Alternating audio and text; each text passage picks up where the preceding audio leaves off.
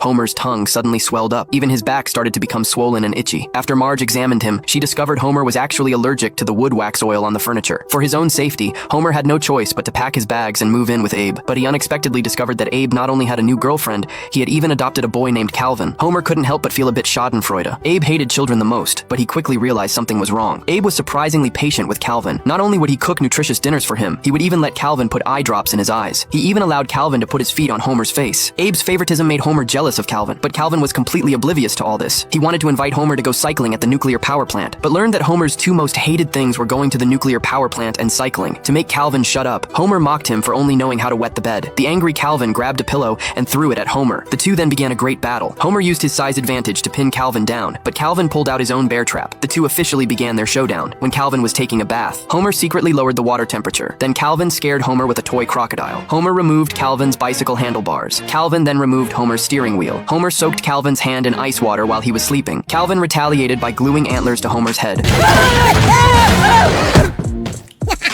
Homer went to the tavern seeking comfort from his friends, but discovered his friends also had bad relationships with their fathers. Unprocessed trauma. Calvin asked Homer why he didn't like him. Homer could only explain his relationship with Abe. He had thought his father was harsh with him because he didn't like children, but he saw how gentle and patient his father was with Calvin. This made him extremely jealous. Seeing that Calvin didn't believe his explanation, Homer dressed Calvin up to look like himself, then called Abe over. Dang it, Homer! You think I'm made of seconds? I was in the middle of a very important word find puzzle. I was about to find the longest diagonal of my career. Now what do you want?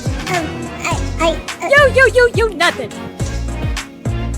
While unclogging the sink, Homer discovered the blockage was caused by his last two hairs, and that was really bad. He'd lost all his hair, which had been his most prized possession, and no matter how hard he tried to fix the problem, nothing worked. Homer even took the sink apart, but all he found was the wedding ring Marge had lost earlier. Unwilling to admit he was bald, Homer put on a hat, but everyone knew it was just a cover-up. He went to the bar for comfort, and Moe told him to look on the bright side, saying being bald wasn't all that bad. Moe tried to make him a wig with his own hair, but Homer's head was so smooth the glue wouldn't hold it on. Carl, being the attentive guy he was, noticed Homer wearing a hat and asked what was wrong. When Homer took it off, Carl reassured him, "You already got a hot wife, hair don't matter no more." But Homer insisted married guys still needed to keep up their looks. Homer wasn't the only one losing hair at work. A coworker came over and asked if he needed help. Homer wondered how he should break the news of his baldness to his wife, and the coworker said everything would work out as long as he picked the right moment. Whoa, is that what your wife did? No wife, I just slept with thousands of bald women. Finally, Homer went home, mustered up the courage, and lifted his hat. But Marge wasn't surprised at all. She even thought he looked cool. After all, confident men are the most attractive. Homer's anxiety faded away, and instantly the hair he'd lost grew back.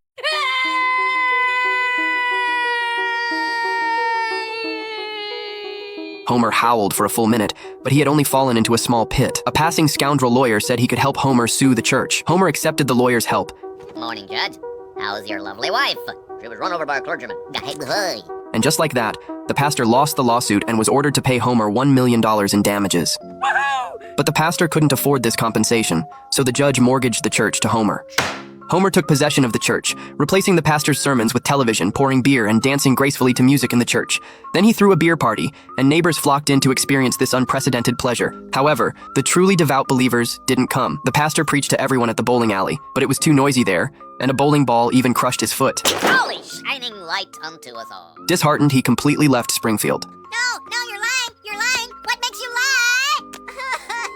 Flanders hid in his house, gazing at the church from afar. It had become a paradise for rule breakers. Sinners played blasphemous games in the church, indulging in gluttony and setting fires for entertainment. Marge worried that Homer would face God's punishment, but Homer thought everyone was having a great time now. Then it started to rain. Homer prayed for the rainwater to turn into wine.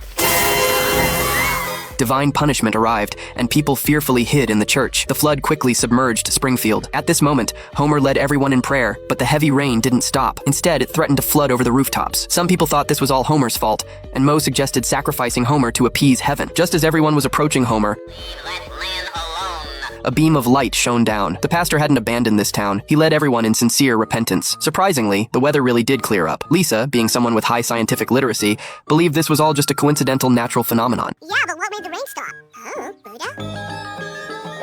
Hey, they've suffered enough. Keep that popcorn chicken coming, Colonel.